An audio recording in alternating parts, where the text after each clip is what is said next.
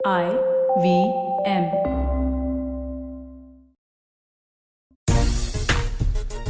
Leeds के मैदान पर अगर भारतीय टीम को बचानी है लाज, तो फिर खूंटा गाड़ कर खेलना पड़ेगा बल्लेबाजों को, और तभी इस टेस्ट मैच में भारतीय टीम ना सिर्फ वापसी कर पाएगी बल्कि थोड़ा इस मैच में कॉन्टेस्ट में भी बनी रहेगी, क्योंकि जिस तरह की बल्लेबाजी इंग्लैंड ने कर दी है टेस्ट मैच के दूसरे दिन, वहां से ये मैच लगभग भारतीय टीम के और भारतीय पकड़ से निकल चुका है, क्योंकि 345 रनों की बढ़त है इंग्लैंड के पास और अभी भी उनके 2 विकेट सुरक्षित हैं। नमस्कार, खेल नीति पर आपका स्वागत है। मैं हूं राजीव मिश्रा। 2 बेहद खास मेहमान हमारे साथ, पूर्व क्रिकेटर, पूर्व सेलेक्टर और अब कमेंटेटर बन चुके हैं सबा करीम हमारे साथ हैं। विराट कोहली के कोच और दिल्ली टीम के हेड कोच राजकुमार शर्मा जी हमारे साथ हैं। इनसे आज हम चर्चा 3 इंपॉर्टेंट मुद्दों को लेकर करेंगे। पहले कि रूट की जड़ें भारतीय गेंदबाज क्यों नहीं हिला पा रहे हैं। लगातार 3 मैचों में 3 शतक उन्होंने लगा दिया है। इसके अलावा बात करें पिच को पढ़ने में क्या वाकई बड़ी भूल हुई। जिस तरह से प्रेस कॉन्फ्रेंस में टेस्ट मैच के पहले दिन पंत ने पिच को लेकर सवाल खड़े किए, और दूसरे दिन जब मोहम्मद शमी आए प्रेस कॉन्फ्रेंस में तो उन्होंने कहा पिच बहुत बदली हुई नजर आ रही है। ये 2 इंपॉर्टेंट मुद्दे। और तीसरा सबसे इंपॉर्टेंट मुद्दा कि 1999 में जो काम भारतीय टीम ने किया था, 83 पे ऑल आउट हुए मोहाली में और उसके बाद दूसरी पारी में 500 रन बना दिए और टेस्ट मैच ड्रॉ हो गया था। क्या वहां से कोई लेसन ले पाएगी भारतीय टीम, या 2002 में जिस तरह से फॉलो ऑन करने के बाद टेस्ट मैच जीता गया, वो अपने आप में एक मिसाल है। ये तमाम मिसालें कितनी काम आएंगी भारतीय टीम और भारतीय कप्तान के, इन सभी मुद्दों पे बातचीत करेंगे। सभा भाई, चर्चा की शुरुआत तो पहले पिच से ही कर लेते हैं। पहले दिन पंत आगे कहते हैं कि पहले डैम था विकेट, फिर रोलिंग के बाद आसान हो गया। आज मोहम्मद शमी ने स्टेटमेंट दिया कि पिच बदल गई, ऐसा लग रहा है। अब कैसे आप देखते हैं, बदल गई पिच, या हमारे गेंदबाजों ने अप टू द मार्क गेंदबाजी नहीं की, या रूट अकेले पहाड़ की तरह सामने खड़े हो गए हैं जिनका कोई तोड़ अभी तक नहीं है भारतीय टीम के पास? कई सारे फैक्टर्स हैं राजीव, पर अगर हम जी। सिर्फ इस समय ध्यान दें विकेट के ऊपर, तो वो जो पहला 1 या 2 घंटा अगर हम खेल लेते तो जिस तरह के विकेट की बात कर रहे हैं मोहम्मद शमी के, विकेट अच्छा हो गया है, यहाँ पर बल्लेबाजी आसान है, वो सारे एडवांटेजेस हमारी टीम को भी मिल सकता था। चूंकि हम वो पहला 1 1 1.5 घंटा ठीक प्रकार से खेल नहीं पाए, लंच के पहले ही हमारे 4 विकेट गिर गए, तो उसके बाद से जिस तरह की रिकवरी होनी चाहिए थी, जिस प्रकार के रेजिस्टेंस होना चाहिए था, जिस प्रकार की साझेदारियां पिछले पहले 2 टेस्ट मैचेस में हमारे लोअर मिडिल ऑर्डर और कुछ हद तक हमारे टेलेंडर्स ने प्रोवाइड किया था, वो कर नहीं पाए। इसी वजह से इस समय इतनी खराब स्थिति में है भारतीय टीम। और मेरा ये हमेशा से ये जो टेस्ट मैच शुरू हुआ था तब भी मैंने यही कहा था कि इससे ज्यादा एक्सट्रीम कंडीशंस में हमने पहले 2 टेस्ट मैचेस में बल्लेबाजी की है और हमने रन्स बनाए हैं, और वहां से हम लोगों को हमारी स्थिति ज्यादा मजबूत हुई है। तो अंत में निर्भर करता है कि आप पहली पारी में, और आपको याद होगा टेस्ट सीरीज होने के पहले ही मैंने ये बात कही थी कि पहली पारी में रन बनाना बहुत जरूरी होता है इंग्लिश कंडीशंस में। अगर आप पहली पारी में रन बनाते हैं तो आपकी पोजीशन ज्यादा स्ट्रांग हो जाती है, वहां पर मैच जीतने के चांसेस जो है आपके बढ़ जाते हैं। अब चूंकि वैसा हुआ नहीं है, इस समय अभी भारतीय टीम बहुत ज्यादा पीछे है, बहुत ज्यादा मेहनत करने की जरूरत है। और एक और बात है राजीव, ज्यादा आगे आपको सोचने की आवश्यकता है नहीं, यहाँ पर सिर्फ आपको ध्यान देना है कि हमें दूसरी पारी में एप्लीकेशन के साथ बल्लेबाजी करनी है। आगे क्या होगा वो अलग बात है। हर एक बल्लेबाज का अलग प्लानिंग होनी चाहिए, आपको साझेदारियां निभानी होगी, आपको थोड़ा बहुत एसेस करना पड़ेगा आपने जो गलतियां की हैं, तभी हम वहां से निकल सकते हैं और हम एक बड़ी पारी खेल सकते हैं सेकेंड इनिंग्स में। राजकुमार सर, 2 बड़े इंपॉर्टेंट सवाल। पहला कि भारतीय टीम बेस्ट क्या कर सकती है, हर्ष जैन का ये सवाल है कि बेस्ट क्या कर सकती है इस टेस्ट मैच को बचाने के लिए। और दूसरा उनका सवाल है कि रूट ने एक ही सीरीज में 500 रन बना दिए हैं, वहीं विराट की बात करें तो वो 12 इनिंग में सिर्फ 414 रन बना पाए हैं। अब क्या रूट को यहाँ पे इस मॉडर्न टाइम में बेस्ट बैट्समैन मान लेना चाहिए टेस्ट क्रिकेट का? देखिए, करंट फॉर्म देखते हुए तो राजीव निसंदेह है वो इस समय बेस्ट बैट्समैन है वर्ल्ड के। जिस तरह वो बल्लेबाजी कर रहे हैं, जिस कॉन्फिडेंस के साथ वो बल्लेबाजी कर रहे हैं, तो ऐसा प्रतीत ही नहीं हो रहा कि वो आउट होंगे। और भारतीय गेंदबाजी तो स्पेशली वो बहुत लाइक करते हैं, क्योंकि जब अक्सर देखा गया है कि वो किसी भी टीम के अगेंस्ट रन ना बनाए, लेकिन भारत के खिलाफ उनका स्कोर बहुत अच्छा होता है। तो कुल मिला के अगर प्रेजेंट फॉर्म में देखें तो इसमें कोई संदेह नहीं कि ये कहने में कोई संकोच भी नहीं होना चाहिए कि वो इस समय वर्ल्ड के नंबर 1 बल्लेबाज हैं और बहुत ही बेहतरीन फॉर्म में हैं। और जहां तक आपने बात की भारतीय टीम को क्या करना होगा, तो भारतीय टीम को एक कैरेक्टर दिखाना होगा, याद करना होगा वो ऑस्ट्रेलिया का टेस्ट मैच जो ईडन गार्डन में हुआ था, जब भारत ने फॉलो ऑन के बाद वीवीएस लक्ष्मण और सौरव गांगुली ने पार्टनरशिप की थी। तो उस तरह का एक जज्बा चाहिए, उस तरह की पार्टनरशिप चाहिए। और इसमें एक पार्टनरशिप से काम नहीं चलने वाला है, यहाँ पर सभी प्लेयरों को कंट्रीब्यूट करना होगा। ऐसा नहीं होगा कि सब रन बनाए, लेकिन हाँ, सबका एक इच्छा होनी चाहिए, एक जज्बा होना चाहिए कि हमें ये टेस्ट बचाना है। और ये एक अगर टेस्ट बचाते हो तो आप बताओगे कि आप वर्ल्ड की वाकई में एक नंबर 1 टीम है, जो एक बार अगर आप कोलैप्स भी कर जाते हैं लेकिन आप फाइट बैक कर सकते हैं। यहाँ जी बहुत मुश्किल है टेस्ट बचाना, ये सभी जानते हैं, लेकिन असंभव क्रिकेट में कुछ भी नहीं है। तो मेरा मानना है कि जी भारत अगर कैरेक्टर दिखाता है, भारत के बल्लेबाज अगर दृढ़ निष्ठा के साथ मैदान में उतरते हैं तो कुछ भी हो सकता है। सभा भाई, सौरभ, एक हमारे व्यूवर है, उनका सवाल है कि 78 रन पे ऑल आउट होने के बाद बहुत फियरलेस बैटिंग की इंग्लैंड ने और सारा जो फायदा वो उठा सकते थे उन्होंने उठा लिया इस टेस्ट मैच में। हाँ, इसीलिए उनकी स्थिति मजबूत है। जो गति के साथ उन्होंने बल्लेबाजी की है वो जी सराहनीय है। अब एक ऐसी टीम जो पिछला टेस्ट मैच बुरी तरह से हार कर आई है, एक समय एक स्ट्रॉन्ग पोजीशन से, विनिंग पोजीशन से वो टेस्ट मैच हार कर आए हैं, और यहाँ पर जिस तरह से उनके टॉप ऑर्डर ने भी बल्लेबाजी की, रोरी बर्न्स हो गए, हसीब हमीद हो गए, दाविद मलान का योगदान बहुत ज्यादा महत्वपूर्ण था। जो रूट की बात हम लोग कर चुके हैं। रफ्तार, जो रन रेट है वो काफी शानदार तरीके से मेंटेन किया, और हर एक गेंदबाज के सामने बहुत ही अच्छी बल्लेबाजी रही। पर राजीव, मैं हमेशा से आशावादी रहा हूँ, और मुझे ये लगता है कि अभी भी अगर मैं इंडियन ड्रेसिंग रूम में रहूंगा तो अपने खिलाड़ियों को हम लोग क्या संदेश दे सकते हैं। संदेश यही देना होगा कि यहाँ पर इंग्लैंड के पास एक मौका था कि वो भारत को पूरी तरह से टेस्ट मैच से बाहर कर देते, और भारत के पास कोई विकल्प बचता नहीं। पर यहाँ पर विकल्प है, और विकल्प ये है कि एक तो आपके पास 3 दिन बचा हुआ है, 3 दिन है आपके पास। अगर हम ये मान के चले कि 355 360 रन की बढ़त ले लेता है इंग्लैंड, और फिर हमारी बल्लेबाजी आती है, हमारे पास समय बहुत ज्यादा है। तो हमें प्रयास यही करना होगा कि अगर हमें इस टेस्ट मैच में वापसी करनी है तो हमें दूसरी पारी में बहुत ही शानदार प्रदर्शन करना होगा। आप इमेजिन कीजिए, अगर हम लोग 450 500 रन बना लेते हैं दूसरी पारी में, तो फिर 4th इनिंग्स में इंग्लैंड को बल्लेबाजी करनी होगी, तो फिर उनकी स्थिति गंभीर हो सकती है। तो हमारा ध्यान जो है उसी पर होना चाहिए, फोकस इस समय होना चाहिए कि हमें दूसरी पारी में किस तरह से बैटिंग करनी है। तो और सारी बातें आप भूल जाइए, पहले इनिंग में क्या हुआ था, किस तरह से हम लोगों ने बल्लेबाजी की थी, वो सारी बातों को भूलना होगा। और इसके पहले भी भारतीय टीम की तो ये विशेषता है कि हम लोगों ने कई शानदार कमबैक्स किए हैं, और तो इसी उम्मीद के साथ भारत को अंदर मैदान में उतरना होगा जब वो जाएंगे दूसरी पारी में बल्लेबाजी करने के लिए। तो सभा भाई, रोहन जैकब एक और उनका सवाल है, वो सवाल आपके लिए है कि रूट क्या जो मोहम्मद यूसुफ ने वर्ल्ड रिकॉर्ड बनाया था एक सीरीज में, एक सीजन में सबसे ज्यादा रन एक कैलेंडर ईयर में, उसको वो तोड़ सकते हैं? अभी भी लगभग 11 इनिंग्स हैं जो रूट के पास। तोड़ सकते हैं राजीव, और अगर हम पूरे श्रृंखला में देखें तो सिर्फ एक पेस बॉलर है जिसने तंग किया है जो रूट को, वो है जसप्रीत बुमराह। और वो भी तब उन्होंने तंग किया है जब उन्होंने वो चैनल जो है ऑस्टम के बाहर जो बॉल रखी है, गुड लेंथ डिलीवरीज डाली है, चाहे वो नई गेंद से हो या पुरानी गेंद से हो, वहां पर उनको तंग किया है। कल ही अगर हम लोग देख ले, शतक वो बना चुके थे, गिरने के बाद बॉल अंदर आई, ड्राइव करने का प्रयास किया, हालांकि वो मुझे लगा कि टाइड लुकिंग शॉट है, पर अंत में विकेट मिला किसको, तो बुमराह को। लॉर्ड्स टेस्ट मैच में आप याद करें, वहां पर भी नई गेंद से जो रूट का विकेट किसने लिया, तो जसप्रीत बुमराह ने लिया। तो मुझे लगता है कि सिर्फ एक बॉलर अगर एक बल्लेबाज को थ्रेटन कर रहा है तो उस बल्लेबाज का काम है कि इस बॉलर के स्पेल को ही हम खेल लें। तो बहुत ज्यादा जरूरी है कि और जो अन्य सीम बॉलर्स हैं भारतीय टीम में, वो थोड़ा और इसी दिशा में गेंदबाजी करें, इसी लेंथ के साथ गेंदबाजी करें, तभी मुझे लगता है कि जो रूट को हम लोग रोक पाएंगे।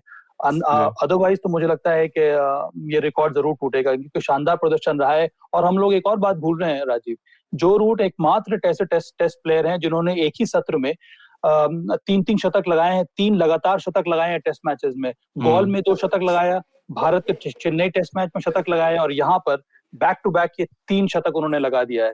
तो ये एक इनक्रेडिबल अचीवमेंट है जो रूट का।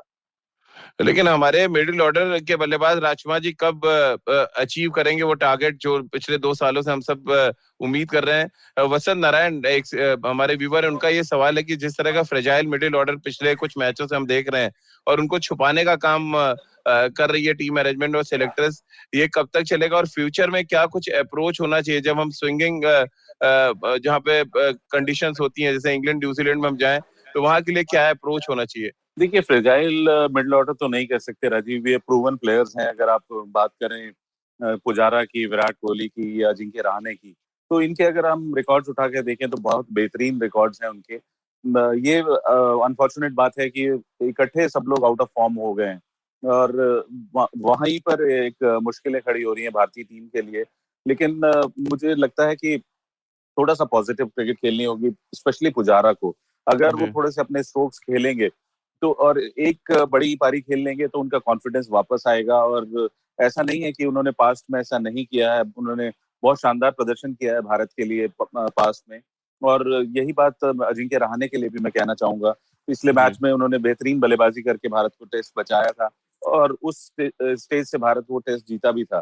तो इस बैटिंग लाइनअप को आप फ्रेजाइल नहीं कह सकते। इसी की चर्चा हमेशा वर्ल्ड में होती थी कि भारत के पास बहुत स्ट्रॉन्ग बैटिंग लाइनअप है, बट अनफॉर्चुनेटली अभी फॉर्म में नहीं है। डिफरेंट कंडीशंस हैं, बॉल स्विंग हो रहा है और हमारी ओपनिंग स्टैंड जहां पर भी अच्छी होगी राजीव, वहां पर मिडिल ऑर्डर पे प्रेशर नहीं आएगा।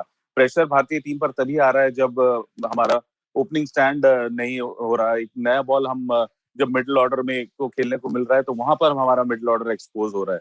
तो कहीं ना कहीं जरूरत है, अगर हमारे ओपनिंग स्टैंड अच्छा होगा, केएल राहुल और रोहित शर्मा अगर नई बॉल को सी थ्रू कर देंगे तो फिर मुझे नहीं लगता कि ये भारतीय मिडिल ऑर्डर फ्रेजाइल दिखेगा आपको। और अभी भी इस टेस्ट मैच में बहुत क्रिकेट बाकी है और मैं बिल्कुल मुझे पूरी आशा है कि भारतीय बल्लेबाज कैरेक्टर दिखाएंगे और भारत वापसी करेगा इस मैच में। सभा भाई, पृथ्वी हमारे एक और व्यूवर है, उनका सवाल है कि बड़ा इंटरेस्टिंग है कि भारत को इस टेस्ट मैच में बने रहने के लिए लगभग 500 रन बनाने पड़ेंगे। कैपेबिलिटी है भारतीय बल्लेबाजी में, वो कर सकते हैं, लेकिन T20 माइंडसेट क्या आड़े आ सकता है इसमें? अब इस समय तो अब आपको सोचना होगा कि टेस्ट मैचेस में किस तरह से बल्लेबाजी करनी है। कई सारे उदाहरण हैं हमारे पास। ऐसे प्लेयर्स हैं जिन्होंने व्हाइट बॉल क्रिकेट में T20 में अच्छा किया है, वहां से वो टेस्ट मैचेस में आए हैं और वहां पर आकर रन बनाए। दाविद मलान की अगर हम लोग बात कर रहे हैं, वो इस समय हंड्रेड्स खेल रहे थे, वहां से उनको उठाकर टेस्ट मैच में लाया गया है। उनके पास शानदार टेम्परमेंट है, उन्होंने बेहतरीन बल्लेबाजी की। वो जो कवर ड्राइव्स लगाए फ्रंट फुट में मोहम्मद शमी को या फिर बुमराह को, वो देखने लायक था।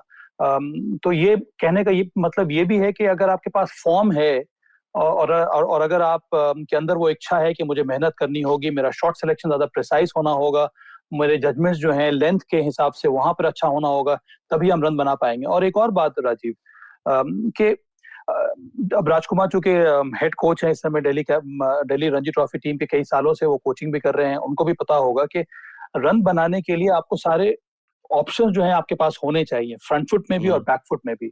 अगर आप केएल राहुल और रोहित शर्मा को हटा दें तो अन्य सभी बल्लेबाजों ने अपने जो मूवमेंट से बहुत रिस्ट्रिक्ट कर दिए हैं। सभी को ये लग रहा है कि अगर उनको रन बनाना है तो वो सिर्फ फ्रंट फुट पे ही आ सकता है, और वो इस वजह से हो रहा है कि उनको सबों को डर है वो एक्स्ट्रा सीम मूवमेंट का या फिर या लेट स्विंग का। तो उसको नेगेट करने के लिए जो आपका पूरा का पूरा जो बॉडी का जो वेट है वो कमिट हो जा रहा है फ्रंट फुट पर, तो आप मौका नहीं दे रहे हैं अपने आप को पीछे आकर भी शॉट्स लगाने के लिए।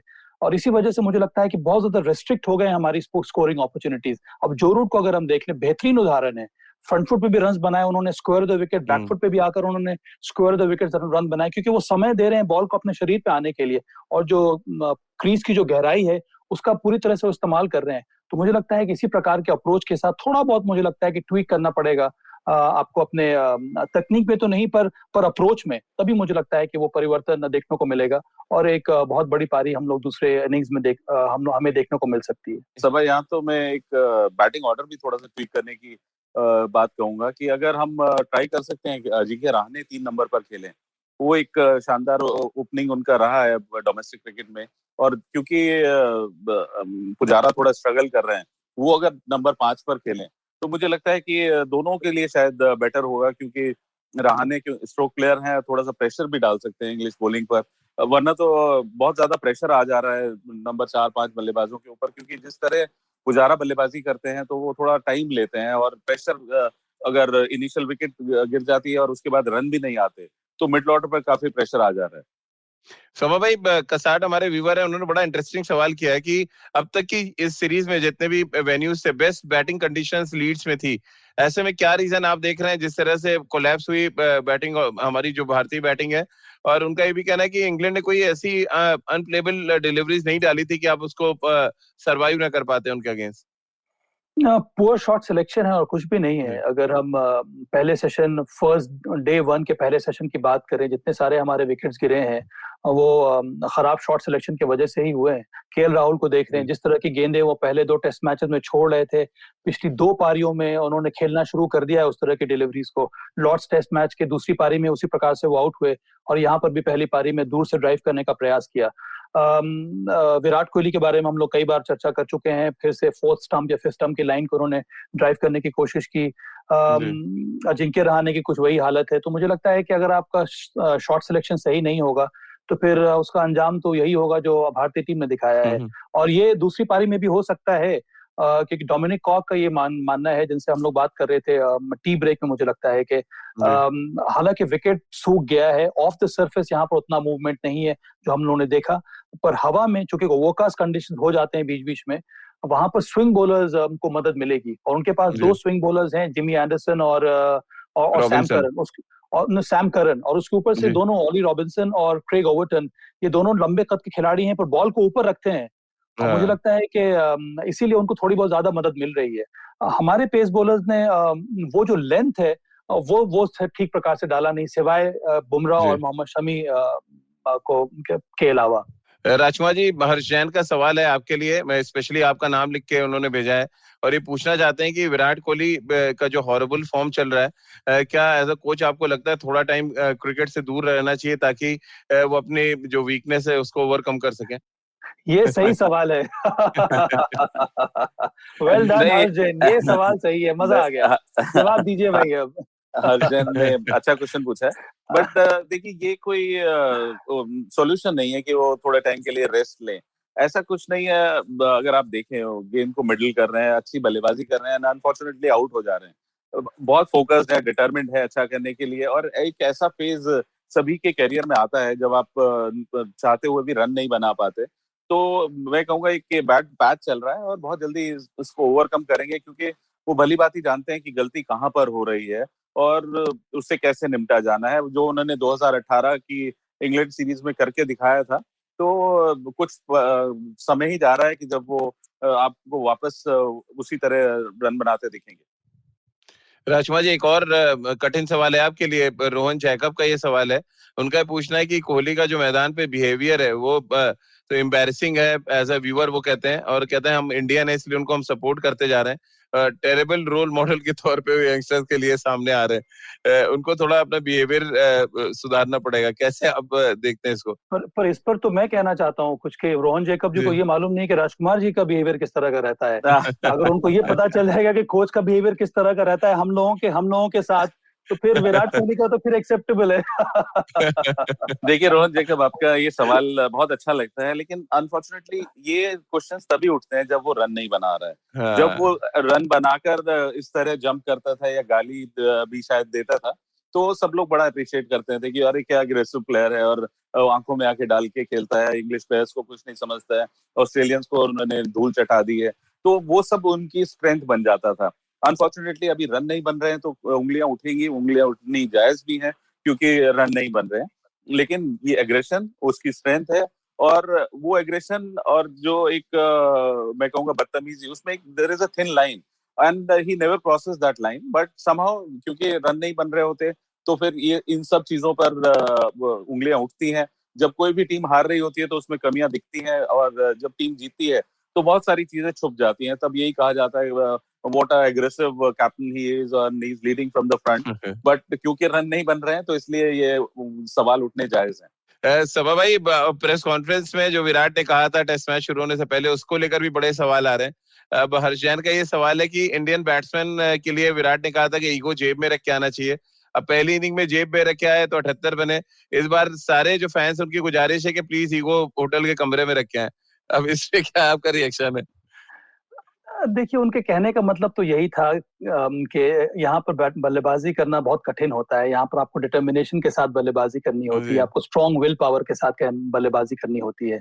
अगर आप ये सोच कर आएंगे कि जिस तरह से हम अच्छी विकेटों पर बल्लेबाजी करते हैं, चाहे वो भारत में हो या फिर ट्रू विकेट्स पे जहाँ पर हम जिस तरह से हम बल्लेबाजी करते हैं, जिस तरह के शॉट्स हम वहां पर खेल सकते हैं, अगर आप उसी तरह के शॉट्स यहाँ पर खेलने जाएंगे तो फिर आपको जल्दी वापस जाना होगा पेविलियन।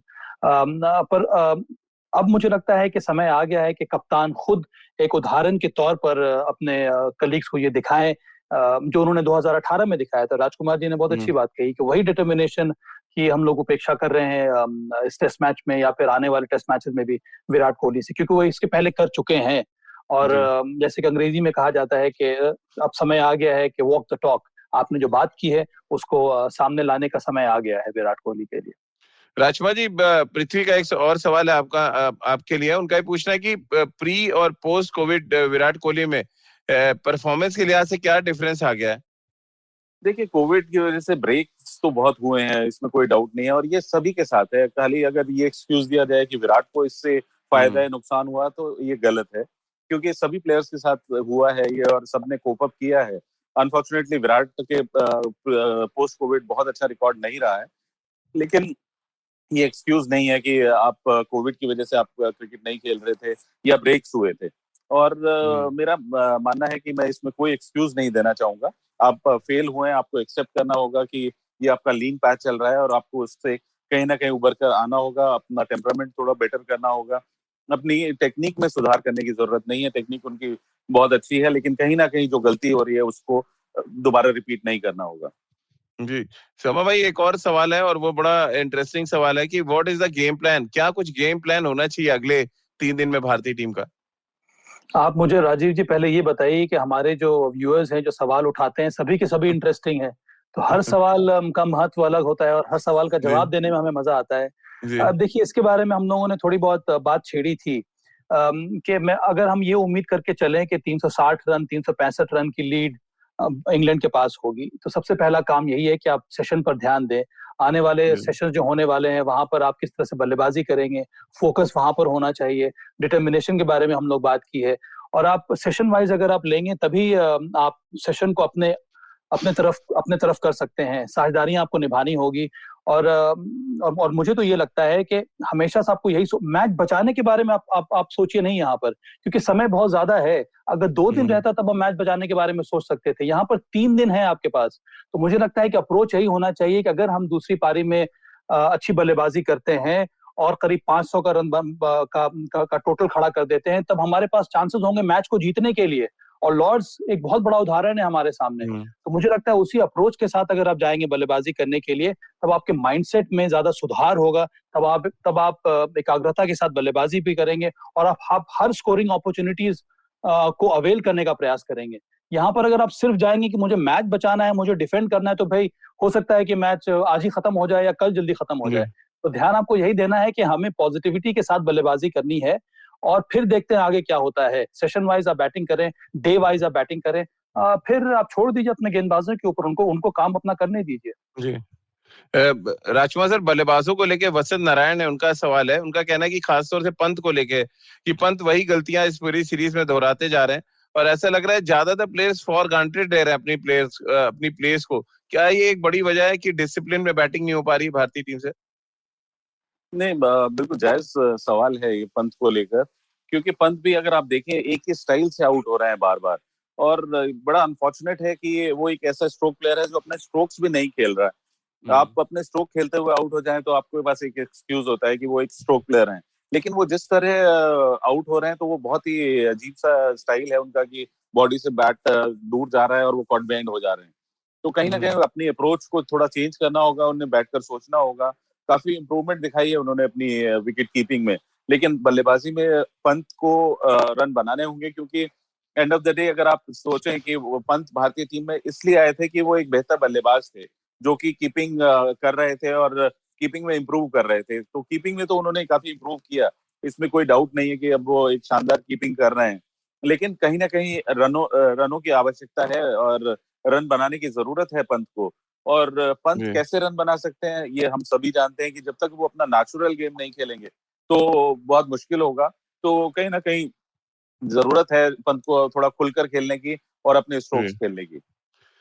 सभा भाई, आपके लिए बड़ा बढ़िया सवाल है कि सर आपका प्रेडिक्शन क्या है? अभी 3 दिन का खेल बचा हुआ है और आज अगर 70 ओवर भारतीय टीम बैटिंग करती है तो क्या आज ही मैच खत्म होने का भी डर है? मुझे तो हमेशा से विश्वास है भारतीय टीम के ऊपर, उन खिलाड़ियों के ऊपर। और मुझे लगता नहीं है कि इस टीम में ऐसा कोई भी खिलाड़ी है जो इस समय अपनी जगह को ग्रांटेड ले रहा है। सभी का प्रयास यही होना चाहिए कि वो दूसरी पारी में अच्छी इंडिविजुअल स्कोर्स खड़ा करें, तभी हम इस मैच में बने रह सकते हैं। देखिए, अगर आप इंग्लैंड के फैन हैं तो उम्मीद यही होगी कि आज ही मैच खत्म हो जाए या फिर कल मैच खत्म हो जाए। अब चूंकि हम लोग जुड़े हुए हैं भारतीय टीम के साथ और चूंकि इस तरह के का प्रदर्शन पहले हो चुका है, आपने बात की थी मोहाली में, उसके पहले भी जिस तरह से हम लोगों ने मैच बचाया था ऑस्ट्रेलिया में इसी सत्र में, तो इस तरह से कई सारे शानदार कमबैक भारतीय टीम ने किए हैं। तो हमें उम्मीद नहीं छोड़नी चाहिए। सबसे पहला काम है कि जल्द से जल्द ये 2 विकेट गिराया जाए और उसके बाद जो गेम प्लान होना चाहिए कि हम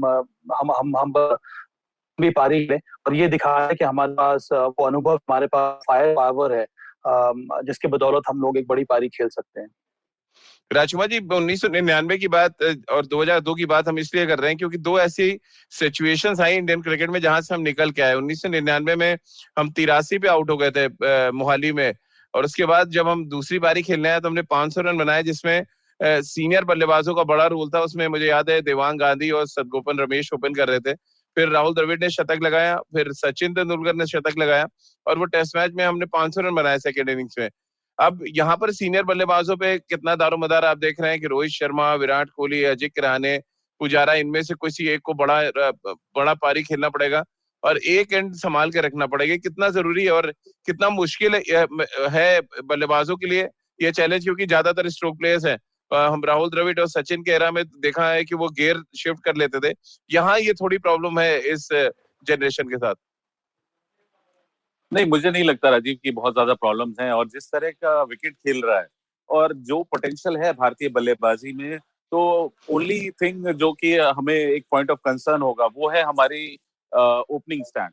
अगर हमारा ओपनिंग स्टैंड अच्छा हो जाता है, अगर हम नया बॉल को खेल जाते हैं, शुरू के 2 घंटे विकेट नहीं गिरते, तो आप देखिए यहाँ पर भी भारतीय टीम कैपेबल है 500 रन बनाने की। And I am very sure कि वो that is on the cards अगर हमारी ओपनिंग स्टैंड अच्छी होती है तो। और फिर मिडिल ऑर्डर जो अभी तक लग रहा है बहुत फ्रेजाइल है, वही मिडिल ऑर्डर हमें बहुत स्ट्रांग नजर आएगा। सभा भाई, आप कैसे देख रहे हैं अभी जो मैच की सिचुएशन है और जहां पर इंग्लैंड की टीम खड़ी है, वहां से इंग्लैंड की क्या कुछ रणनीति होगी? आपको लग रहा है जो डिक्लेरेशन करेंगे या जो बचे हुए 2 बैट्समैन हैं वो अभी स्कोर को और लंबा ले जाएंगे, या 345 रन जो इंग्लैंड के पास है वो बहुत लग रहे हैं आपको इस टेस्ट मैच में? देखिए, बहुत तो है। जी। पहली पारी में अगर आपको 345 रन की बढ़त मिल जाती है तो रन्स तो बहुत ज्यादा हैं। मुझे लगता नहीं है कि इंग्लैंड इस समय सोच रहा होगा डिक्लेयर करने के लिए। उनकी कोशिश यही होगी कि बस वो एक बार ही बल्लेबाजी करें, दूसरी पारी में उनकी बल्लेबाजी करने की नौबत ना आए।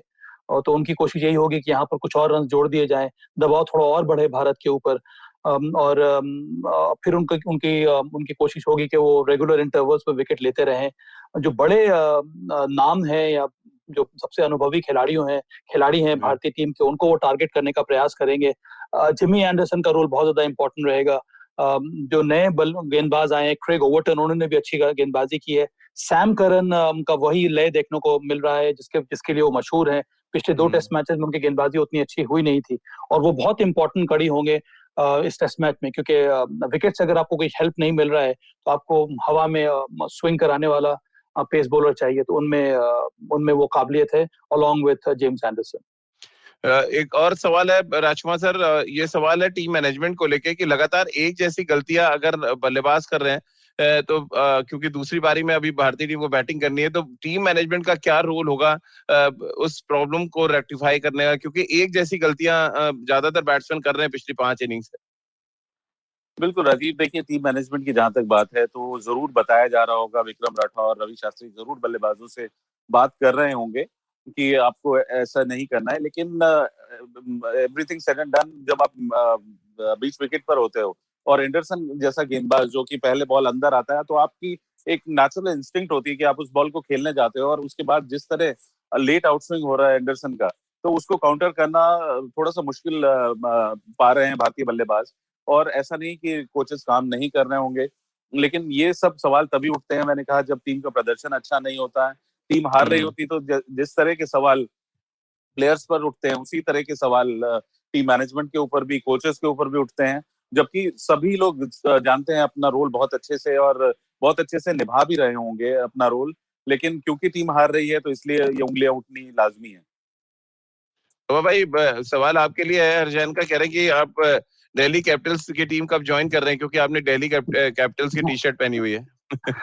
अभी तो हर्ष जी, मैं मुंबई में हूँ, कमेंट्री के लिए यहाँ पर आया हुआ हूँ। यहाँ पर एक बार ये सीरीज खत्म हो जाएगी, उसके बाद हो सकता है कि मुझे दुबई जाना पड़े।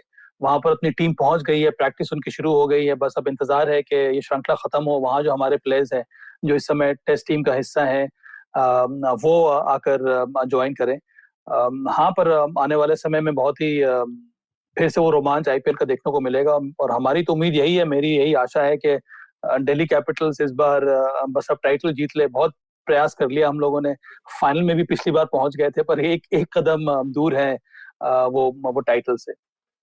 राजकुमार जी, चलते चलते कई जो व्यूअर्स, उनका सवाल एक है लगभग, उनका ये कहना है कि डोमेस्टिक क्रिकेट में बहुत ज्यादा हमारे जो ये स्टार बल्लेबाज हैं डेज क्रिकेट खेलते नहीं है, क्या उनको खेलने की जरूरत है ताकि वो जो डेज क्रिकेट वाली वो जो चाहिए सोच, वो सोच डेवलप हो सके, जिसकी वजह से प्रॉब्लम हो रही है। और ये सिर्फ इंग्लैंड सीरीज को लेकर नहीं बोल रहे हैं, वो जो ऑस्ट्रेलिया के बाद से लगातार टॉप ऑर्डर स्ट्रगल कर रहा है पिछले 2 सालों से हम देख रहे हैं, उसको लेके ये तमाम सवाल आ रहे हैं।